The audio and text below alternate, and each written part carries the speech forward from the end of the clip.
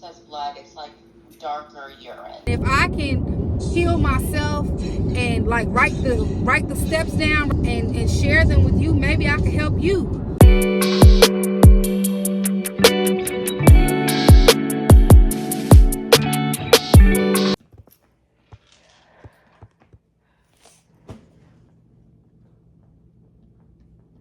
I trust God.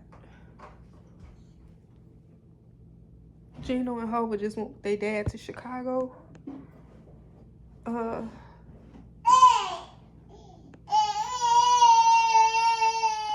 don't know how long they're gonna be gone, but at least a week. So I got Zara and Sosa here with me. I started a new job last week. I took the kids with me. But this week, for work, I have a nanny that's gonna come help me. And I don't know nothing. Like, I know she passed the background check. I'm having to really lean on my obedience to God. I can't go backwards. But it's gonna be okay. I trust God. God ain't never let me down. God ain't never let me down.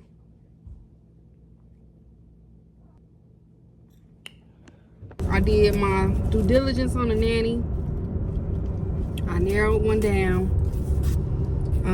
So my nanny starting tomorrow, and I feel good about it. I spoke to like 3 or 4 references, and everybody vouching for her. And I just get a good feeling about her, so I feel comfortable. My nanny cam's still coming though. I'm still gonna set up my nanny cam, but I feel good about her. I don't even feel like I need it, because God comes through for me. Like, ain't nobody finna play with my kids.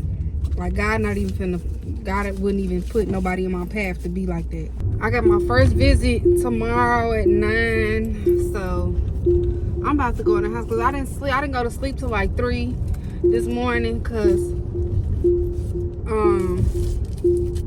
you know, my kids drove to Chicago yesterday and they didn't get home. They didn't arrive there till 3 this morning. I couldn't sleep until I knew they got there safe. Let me go upstairs and charge all my 6 of my phones, or 11 of my phones. Oh, I'm gonna take all this shit upstairs. All right, y'all. I'll call y'all back. Look at my boys. The nanny had them doing all type of stuff today.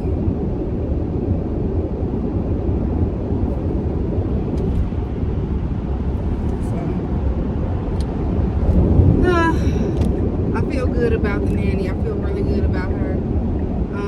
The boys like her, so it's just really just falling into place. Well, I'm going to, after IDG, I'm going to head over to Cumming and help your people find comfort. See you later. Have a good day.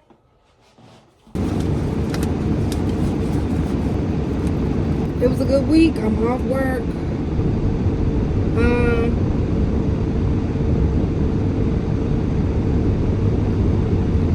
I don't know. I think I got like a post-moon phase, sauciness going on. I'm like in my feelings a little bit, but I'll be alright. Hopefully my kids come back home tomorrow, and I can figure my schedule for next week out.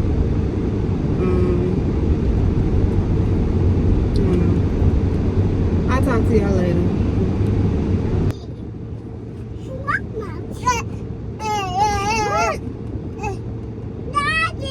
Target? I'm trying to debate. Like, you gotta pick your battles. I'm trying to debate if I really even want to go in this store. I don't have the capacity. Okay, can you go sit with Buzz so we can go home? I'm gonna just go home. Huh? Walmart. We're not at Walmart. We're not going to Target either. We'll go later when we get Gino and Hova, okay? Let's go get Gina on hold and then we'll go to the store, okay? Okay, go sit with Buzz. Yeah. So I'm gonna go home and wash my hair because it's already 1 o'clock. And I have to go to the airport. I have to be at the airport picking my kids up by 5. So, it's gonna take me an hour to get there. It's gonna take me an hour to do my hair. It's already 1 o'clock. So I got an hour to spare. And that's just gonna be done by me getting home, taking a shower, changing their diaper, giving them something to eat. So this morning, huh? Your iPad. You want my phone? Yeah. Okay, here. I'm at the light. You can come get it. Here, let me.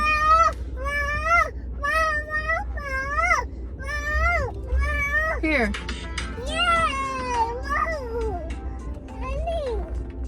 My buttons on my phone are so sticky, I can't even adjust the volume. This phone got a crack. It's cracked, not a crack. It's multiple, numerous, countless cracks. So it's holding on because I got a case on there now. But baby, that phone, my phone's is on the wing and a prayer. Morning, I woke up. My house have been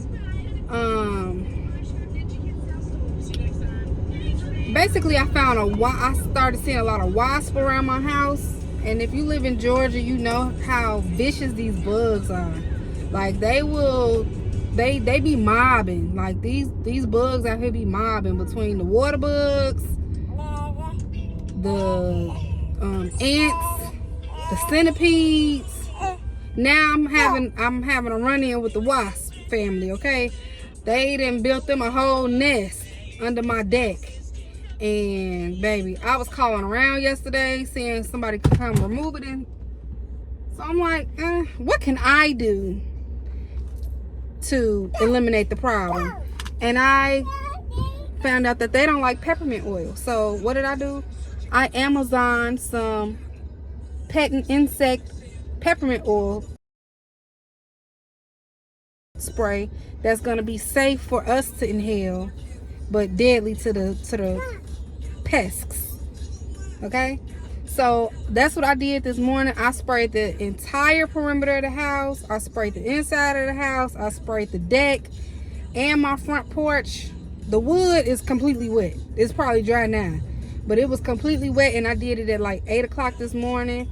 Fed the boys, left the house, went to the car wash, washed my car, detailed the inside, broke a sweat, so I got my workout in for the day. That's why my hair is so itchy. Went and charged my car so that I can have enough charge to go to the airport to pick the kids up. So that's what I'm doing today. I'll catch y'all when I get home. Okay, I just got out the shower. I washed my hair. I'm putting some of this on my face now. Oh, my skin is so, I was in the shower for a minute. I'm just putting this on my skin. I'm really focused on getting rid of these fine lines in my forehead, my frown lines. This just gets all the like dead skin off your face. I do it behind my ears. I do it in my ears. I do it all over. Okay. I do it on my elbows. I do it on my knees. I wanted to stop at the store and get some more of this oil because I'm completely out. This is the only oil I use on my body. If it's not this, I use like an avocado oil or olive oil or something like that. So I'm gonna try to, I gotta turn this bottle upside down to grease up, but let me do that and then I'm gonna put my big jeans on. I got these when I was pregnant with, what is that, a mosquito? I got these jeans when I was pregnant with, I think Zar. I bought them right before I found out I was pregnant, and I was gonna get them altered to my body, and then I found out I was pregnant, and then yeah, I got them hemmed a few months ago, or maybe a month ago, and she cut the zipper because these are big pants. Like these were 30. Dang, I don't even know what size these were. because the tag is gone now. I don't even know what size these were, but they was big. And I got them hemmed in the back, as you can see. She took them in the back, and then she cut the bottoms. She cut the bottoms, and then she sewed it back like that worn look. But these, she did her thing on these. And then the front, the knees are out. So I'm gonna throw these on. Okay. You're gonna see me wear the same shirt a lot. I'm gonna just put this shirt on because I don't care. I'm just going to the airport. I don't even know what time it is right now. It's probably closer to 2 o'clock. So that means I got an hour to do my hair because it's going to take me an hour to get to the airport. Okay. Yeah, so this is cool. I just got a graphic tee with my jeans. And I'll just throw on some... Look like I got a bruise on my face. Anywho. Yeah. Yeah.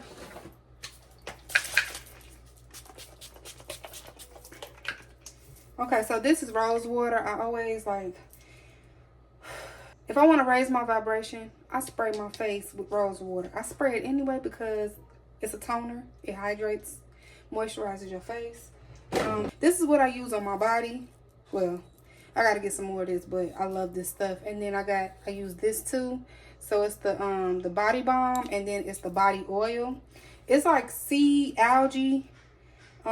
It may not smell the best to you, but it smells really good to me because I think I've just gotten used to it. But it's really, really hydrating.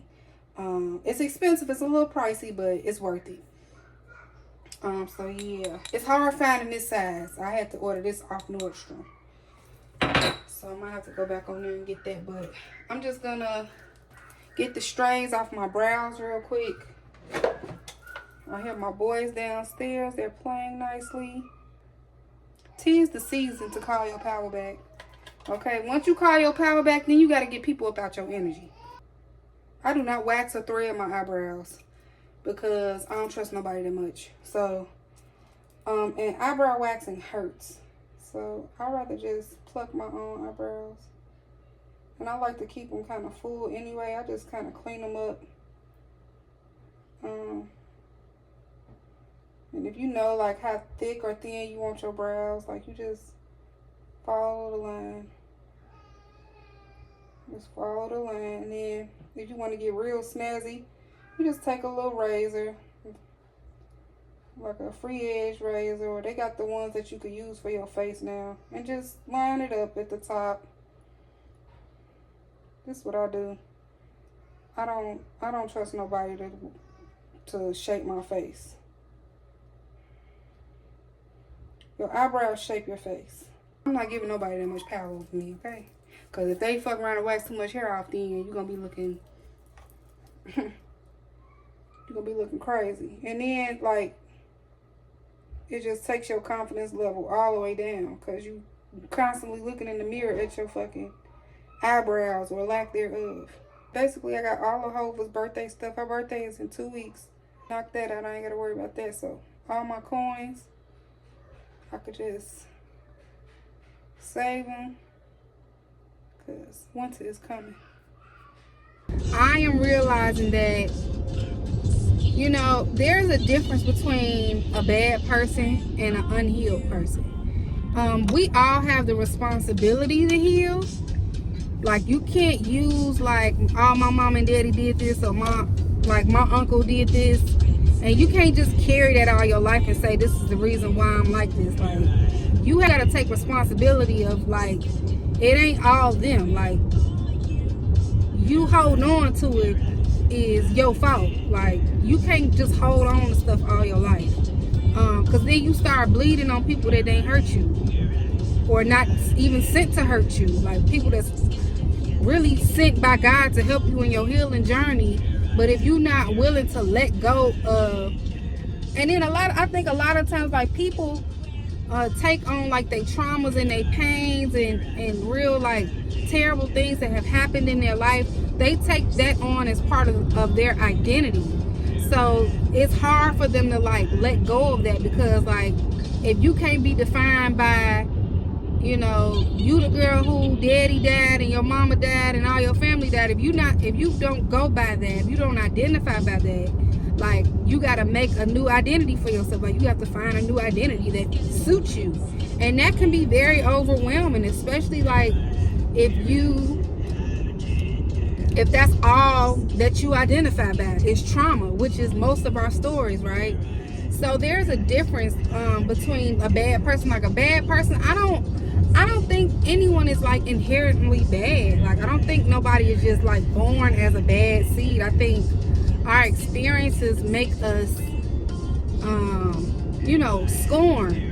And even then, like, you still not a bad person. You just make bad decisions because you operate from a place of hurt. But like, I think when you know that you got work to do and you choose not to, and you know that you are hurting people that love you, that's when you kind of tether in between wounded and worsen. When you start, and then at that point, I feel like it become intentional, because if you know somebody have expressed to you that this makes them feel this way, and they love you, and they ain't did nothing to, like, they've never betrayed you, they've always had your best intentions at heart, and all these things, and they express this to you, and you can't find it in yourself to, like, understanding why your behavior should change. Like, it's not just avoiding, it have to be a healing in that, it have to be an understanding in that. And a lot of people just avoid situations so that they're not triggered, or so that they don't rub somebody else the wrong way. And that's not the way to go, because like, you setting yourself up for issues down the line. You gotta really like tackle the problem. Like, you can't just put a band-aid on it. You can't sweep it under the rug. And that's what a lot of people do in their family relationships and their romantic relationships. And it's just a snowball of like, it creates a monster in your relationships. And so in this part of my healing journey, I am accepting that there are going to be people in my story, in my journey, that don't want to take responsibility for their part of healing, and that they're not going to evolve emotionally, and that I have to understand and accept that. Now, I accept it, but I don't have to deal with it. You feel me? Like, I can accept it. I can even understand that you don't want to evolve emotionally, because it's hard doing shadow work. It's hard, processing all the things that you've dealt with. Like, I've been alive almost 35 years. It's hard. It was hard for me to go through all my memories and to like open my heart space up, to be triggered and to understand why things bother me, and to be bothered and to sit in that emotion until it goes away. And even still being triggered, understanding like that, I remember that triggers something that happened in the past, but it don't hit like it used to. Like, I'm not gonna be upset about it. Like, I recognize the behavior, and I'm not gonna be reactive to it. Just that part of the journey is very important, because you will backslide being around people that you trying to like force them to heal and force them to see your way, and like that's a part of controlling. And we all know that you can't control nobody, and if you trying to, you wasting your time and your effort and your energy. And so that's the part that I'm in my healing journey, is that part of acceptance. Somebody that you could love so much, somebody that you would sacrifice your life for even. And in that moment, you are sacrificing your life. You sacrificing your happiness, your peace, your energy. You sacrificing your whole like ethereal being. And then we gotta not take things personal too. So somebody that's not committed to evolving emotionally, they don't even understand that the work that I've put in emotionally. So they just think that I'm just like, maybe they think I'm just just don't care about nothing.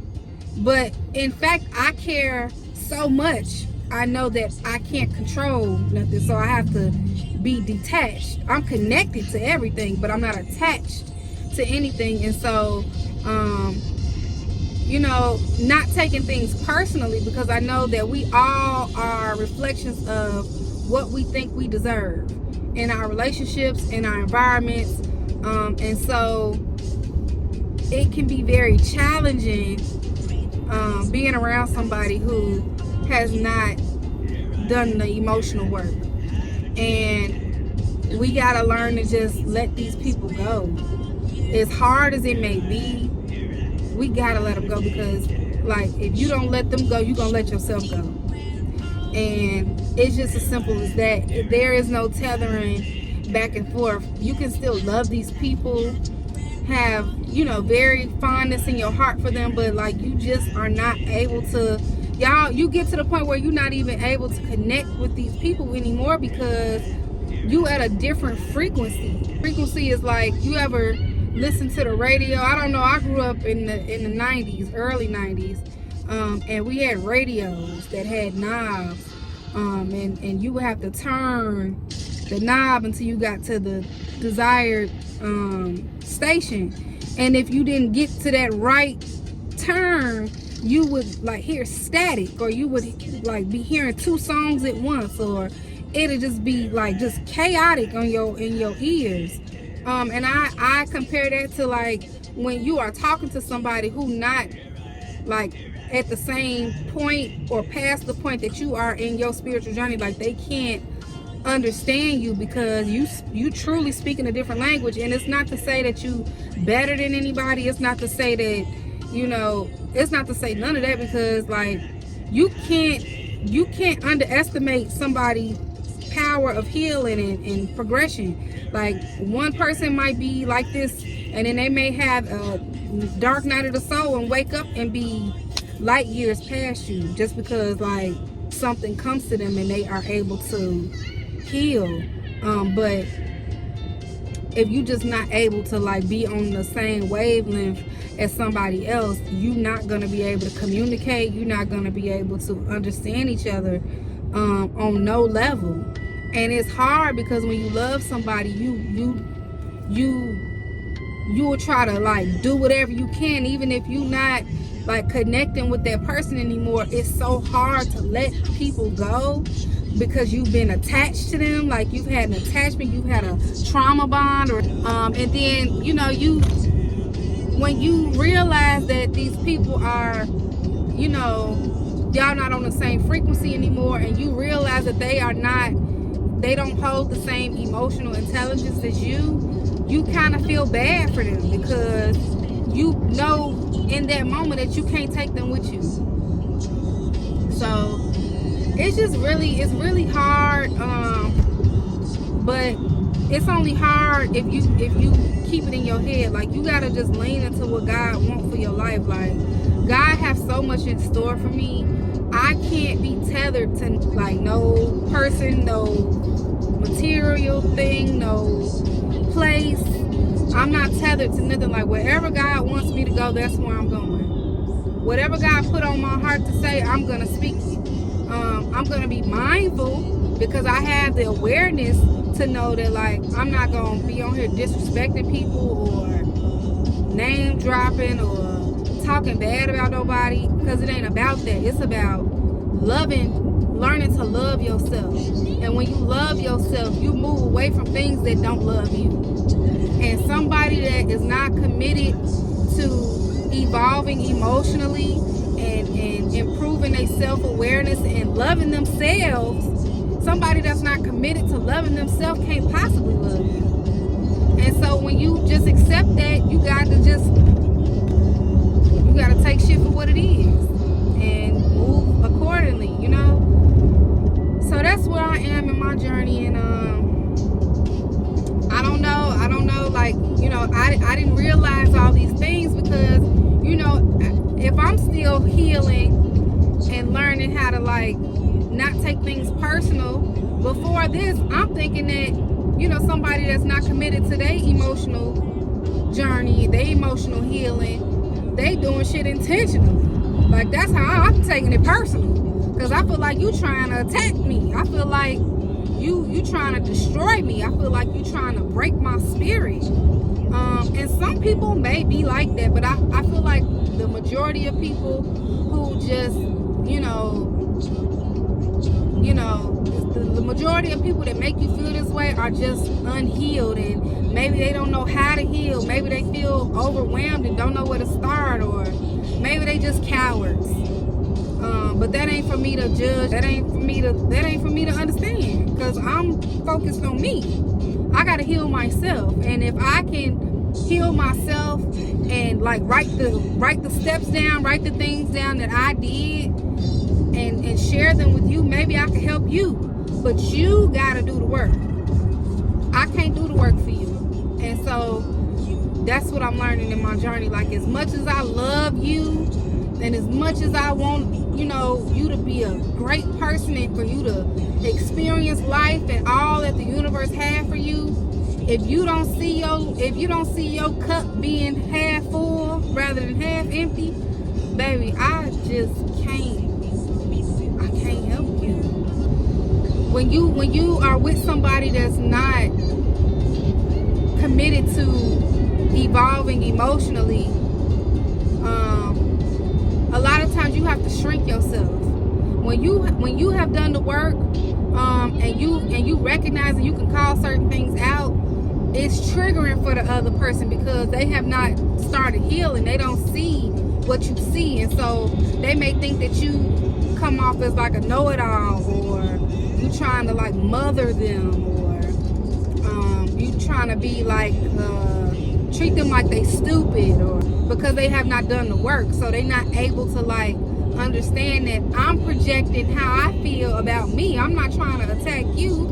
A lot of times you find yourself, if you want to be involved with this person, with these family members, a lot of times you feel like you gotta shrink yourself. You gotta not say certain things that's gonna trigger them. You gotta, even if it's the truth, you can't say it. Like, you can't say, that's not how that happened, or I don't think that's fair, or I don't think that's safe. Like, those simple words will trigger somebody who have not done the work. You don't want to say the wrong thing around these people, because they might blow up on you and be angry and ignore you, and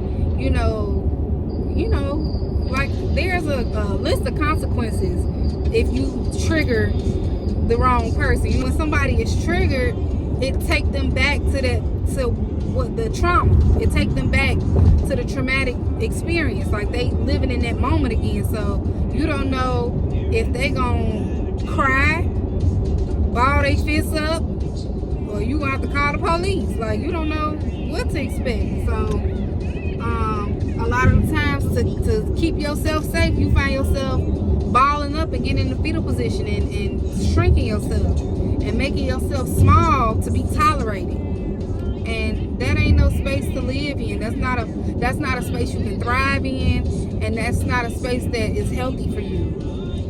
That takes some healing on your behalf too, because you could want to love this person so much, you think you can love a person into like treating you better, but if they truly don't initiate the journey of healing themselves and transmuting their pain, like, it's always going to be a trigger. It's always going to be an argument. It's always going to be you attacking them. It's always going to be, they the victim. It's always going to be your fault, because they not able to look. They can't look in the mirror. So, and it starts with loving yourself and knowing what you deserve, and knowing that God's promise for your life. Like, God, you have to, like, I have to talk myself through these things. Like, if God is love, God created me, right? God don't play about me neither.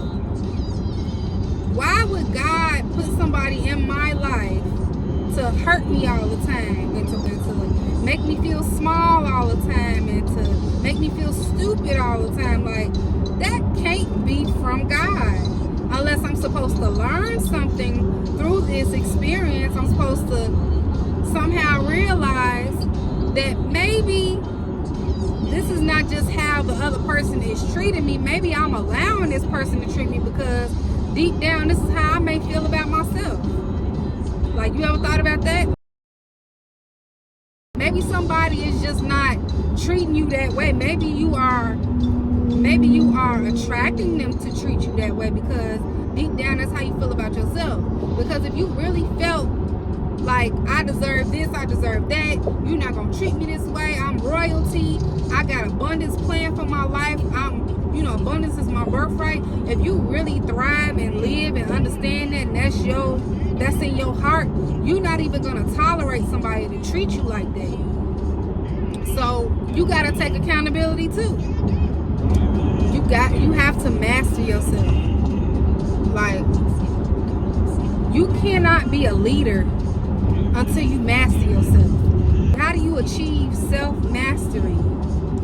By knowing how to control your emotions, by being self-aware. That's it, by taking accountability. And if you can't do those three things, you cannot, like, if you allow people to trigger you and you become reactive and angry and like just crazy, like if you are a very reactive person, you have not mastered yourself. And anybody that angers you and can trigger you and anger you in that way, they become your master. They are your master. So you can't call yourself a leader if you have not even mastered yourself. How are you gonna lead someone else if you can't lead yourself? Like I said, my mom never put her hands on me, right? Like, she never hit me because I was that afraid of her. But she would look at me a certain way, or my mama used to bacon neck me. Like, you ever been bacon neck? Like somebody grab you by the middle of your shirt and twist the shirt? That's a bacon neck. Because after they let your shirt go, it'd be all crinkly. That's a bacon neck. She would bacon neck me in the store. Like, if if you run over your mama's ankles with the shopping cart, and she come up to you and ball her lip, like if she do that to you, or she bacon neck you, you get like that ball in your throat. If you have a conversation with somebody and they are able to make you feel that, like if I'm talking to somebody and they make me feel that ball in my throat, and like that warmness, that all over warmness that you get when your mom used to like humiliate you in front of family or in public at the grocery store, if someone is capable of doing that to you right now, you got a ways to go. Okay, y'all, you cut the air on? You feel it? Okay, we leaving church.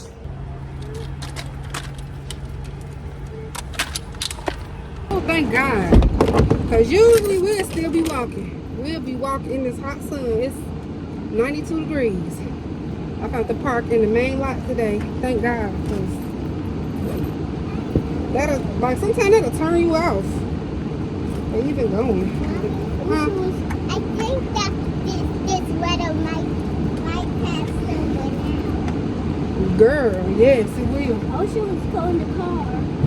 Here, let's cut it up. Oh, you got your bit. That was just so strange because, like, my little discussion I had in the car yesterday on the way to the airport is exactly what he spoke about today in church.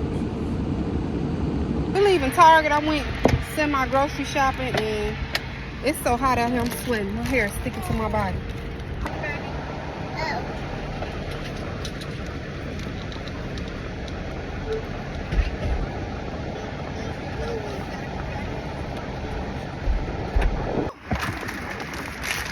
I got another. Look, Target needs to sponsor us, cause baby. Where you at, Target? Send that bag. Send the bag over.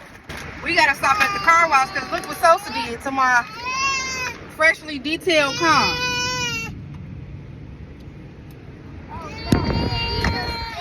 I made the mistake of passing him this bag, and he took it upon himself to empty the bag and tap dance on it.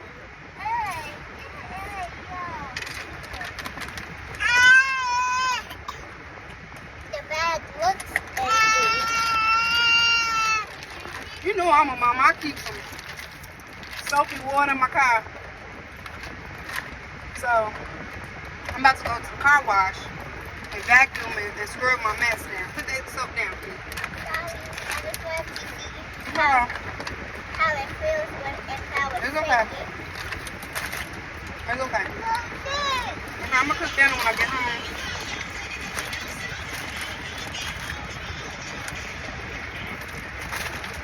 Alright, we'll catch y'all later. I had to eat meals. I don't even eat chips. What? You want one? You're gonna paint tomorrow with Fei Fei, man. Not right now. Okay. So this is one of the things I bought from Target today. He have one in the downstairs bathroom. I'm gonna put this upstairs. And we got him this Black & Decker. Oh, I threw the box away. It's a Black & Decker 2-in-1. It comes with 2 trucks. It comes with an excavator and it comes with a dump truck. You can play this throw. Okay. And he could take it apart with this little mini screwdriver that it came with.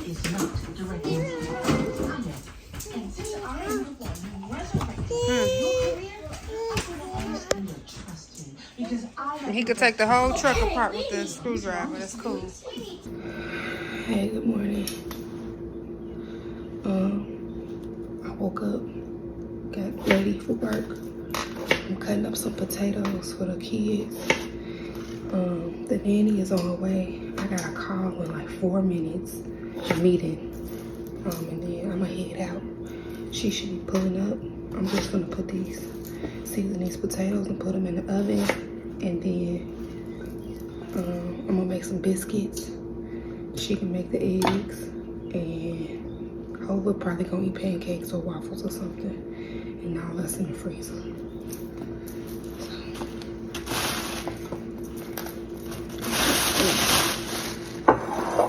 Season these potatoes.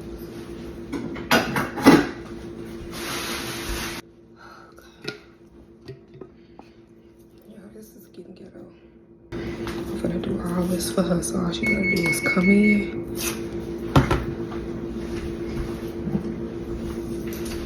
But she made some potatoes for my boys last time they had,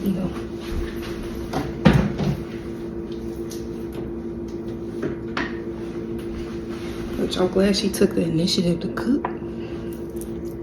But my boys like their mama food. Maybe she seasoned them a certain way, I don't know. I'm just gonna put a little bit of everything in there.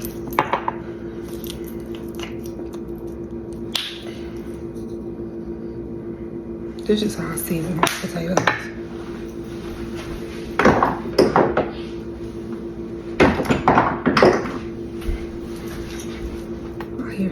I know Gino up.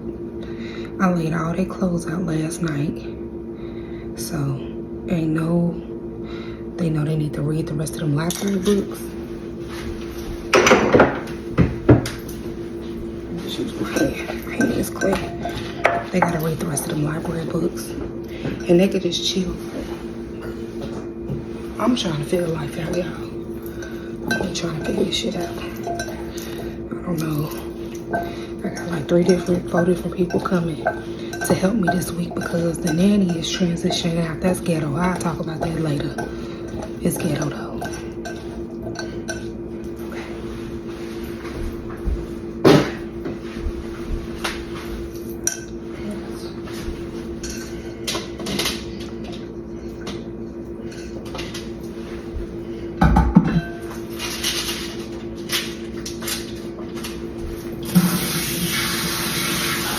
I gotta get on this call. And if I say be here at 8 o'clock, I mean be here sharp. Cause like, what if I had a patient?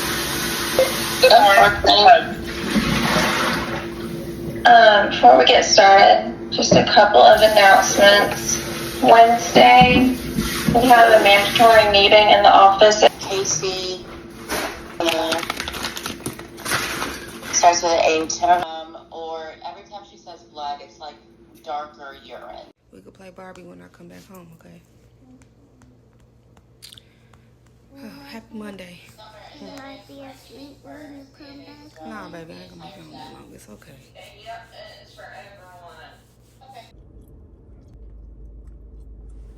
This nurse, I am getting some of her patients, right? I don't need you to call them, but keep it cute, baby, because... So I'm about to go see the rest of my patients and then... Fight!